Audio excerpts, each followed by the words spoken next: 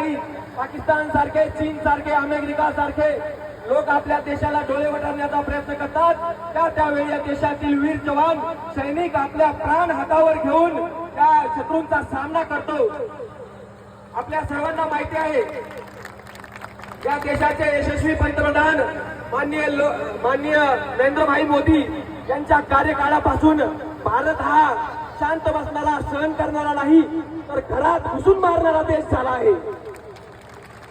Operation सिंदूर आपल्या सर्वांना माहित आहे. ऑपरेशन सिंदूरने भारताची सामरिक ताकद, जर आमच्यावर कोणी हल्ला केला तर आम्ही कसा पडतावून लावू आणि आमच्या शत्रूच्या घरात घुसून कसं मारतो हे सुद्धा देशाने दाखवून दिलं आहे.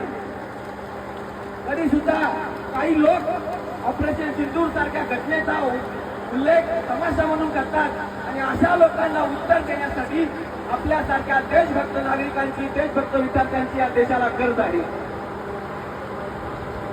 मित्रांनो, काही भारताचा मित्र होता, आज शत्रू होत आहे. कारण जेव्हा आपण प्रगती करतो तेव्हा आपल्या शत्रूची वाढ होत असते आणि आज अमेरिकेला वाटत आहे की भारत महासत्ता होईल आणि अमेरिकेची जागा घेईल. त्या भीतीने अमेरिका आपला विरोध करत आहे. परंतु आपल्या सर्वांचं कर्तव्य आहे की आपण आपल्या देशासोबत अगदी जागरूकतेने कुठल्याही अफवांना बळी न पडता देशाच्या पंतप्रधानांसोबत आपण राहिलं पाहिजे. या ठिकाणी सर्वांना पुन्हा एकदा या विशाल तिरंगा रॅलीचं, हर घर तिरंगा रॅलीच्या शुभेच्छा देतो आणि थांबतो. जय हिंद, जय भारत.